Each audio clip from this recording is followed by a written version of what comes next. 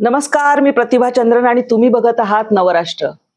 काय झालं माहितीये का, की पंतप्रधान नरेंद्र मोदी हे इटलीमध्ये गेले आणि त्यांनी ते मेलोनी यांना म्हणजे जॉर्जिया मेलोनी यांना एक मेलोडीचं पाकिट भेट दिलं. त्या दोघांनी एक व्हिडिओ केला आणि तो व्हिडिओ व्हायरल झाला.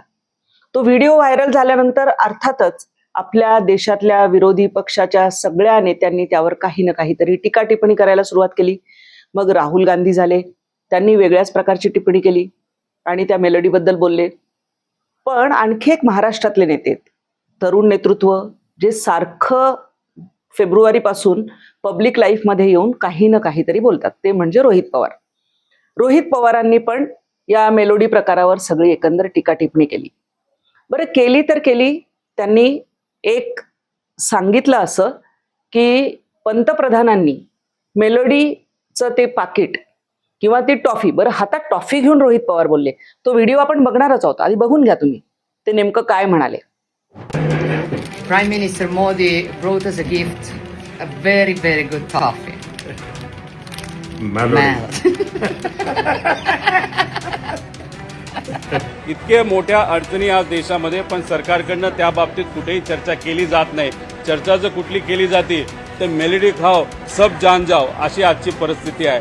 मोदी साहेबांनी इटलीला जाऊन नाही तर बाहेरच्या देशाला जाऊन मेलोडी चॉकलेट देण्यापेक्षा, कारण का मेलोडीचं चॉकलेट दिल्यानंतर पार्ले नावाची जी कंपनी, ते शेअर इतके वाढले, 10,000 कोटी रुपये तिथं वाढले. त्यामुळे शेतकऱ्याचं मत आहे ही मेलोडीची चॉकलेट देण्यापेक्षा पंतप्रधान साहेबांनी जर कांदा दिला असता तर कांद्याचे भाव वाढले असते आणि लोक त्या ठिकाणी खुश राहिले असते. तर ही मेलोडीची टॉफी हातात घेतली आणि थेट पंतप्रधानांना सल्ला दिला. काय सल्ला दिला आणि काय बोलले की मेलोडी पंतप्रधानांनी इटलीमध्ये भेट दिल्यामुळे पार्ले नावाची जी कंपनी आहे, जिच्याकडनं हे मेलोडी चॉकलेट बनवलं जातं, तिचे शेअर जे ते प्रचंड वाढले, 10,000 कोटी एवढे त्यांना त्यांचे शेअर्स विकले गेले, वगैरे वगैरे वगैरे. बरं, रोहित पवार बोलतात ना, त्यांचा कॉन्फिडन्स कमाल आहे. म्हणजे खोटं बोला पण रेटून बोला, जनतेला ते खरंच वाटेल अशा पद्धतीने ते बोलतात. आणि ते इतक्या कन्व्हिक्शननी ते बोलले, म्हटलं आपणही मागे का राहायचं, घेऊन बघू शेअर या कंपनीचे, जर एवढे रॉक होत असतील तर. पण ही पार्ले जी कंपनी आहे, जी Melody, Krackjack, Chit Chat असे बरेच ब्रँड्स त्यांचे बाजारामध्ये आहेत. अनेक वर्षानुवर्ष प्रसिद्ध अशी आहे कंपनी आणि त्यांचे बरेच प्रॉडक्ट्स आहेत. ही कंपनी चौहान नावाच्या एका व्यापाऱ्याची आहे. ही कंपनी स्टॉक एक्सचेंजमध्ये लिस्टेड नाही. म्हणजे तुम्हा आम्हाला जर वाटलं की हिचे शेअर्स खरेदी करूया तर ते शक्य नाही, कारण ही बॉम्बे स्टॉक एक्सचेंजमध्ये किंवा नॅशनल स्टॉक एक्सचेंजमध्ये दोन्हीकडे लिस्टेड कंपनी नाही. चौहान परिवाराच्या मालकीची कंपनी आहे. तिचं बाजार मूल्य किती जर विचार केला तर ही कंपनी अनेक वर्ष असल्यामुळे बाजारामध्ये 1,14,000 कोटी एवढं प्रचंड असं बाजार मूल्य या कंपनीचं आहे. मोठी कंपनी आहे मेलोडीची. म्हणजे त्यांचं एक प्रॉडक्ट मेलोडी आहे. त्याशिवाय त्यांचे बरेच FNCG ज्याला म्हणता येईल तसे अशा बरेच त्यांचे प्रॉडक्ट्स आहेत, काही ॲग्रो प्रॉडक्ट्स आहेत.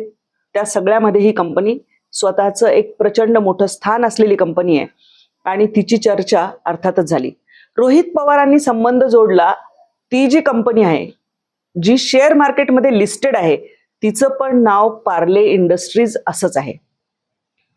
पण गमतीची गोष्ट अशी की ही जी पार्ले इंडस्ट्रीज कंपनी आहे, ती जरी लिस्टेड असली तरी सुद्धा तिचा कुठलाही फूड प्रॉडक्ट नाही, ती रिअल इस्टेट कंपनी आहे. बरं, ह्या रिअल इस्टेट कंपनीचं बाजार मूल्य किती आहे म्हटलं, तिच्यात आपण शेअरमध्ये इन्व्हेस्ट करायचं का? मेलोडी, पार्ले यामुळे कन्फ्युजन झालं. शेअर वाढू शकतात, कोणालाही वाटू शकतं, घ्यावेत शेअर्स, का नाही घ्यायचे? तर तिचं बाजार मूल्य आहे 30 ते 32 कोटी, अवघं 30 ते 32 कोटी. स्मॉल कॅप असं ज्याला म्हणतात, ती स्मॉल कॅप इंडस्ट्री आहे.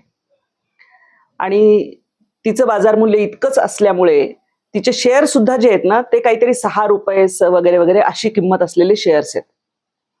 मेलोडीचा आणि या पार्ले इंडस्ट्रीचा अर्थाअर्थी काहीही संबंध नाही. एक रिअल इस्टेट कंपनी आणि दुसरी ही फूड मार्केटमधली कंपनी जी लिस्टेडच नाहीये. ती मोठी आहे, तिच्याकडे प्रचंड पैसा आहे, ती कर्मधर्म संयोगाने एका गुजराती माणसाची आहे आणि तिने आपलं बिस्किट प्रॉडक्ट्समध्ये किंवा त्या रेंजमधल्या प्रॉडक्ट्समध्ये वेगळं नाव निश्चितच कमावलेलं आहे. पण रोहित पवार साहेब, तुम्ही बोलता, इतक्या ठामपणे बोलता, सल्ले देता.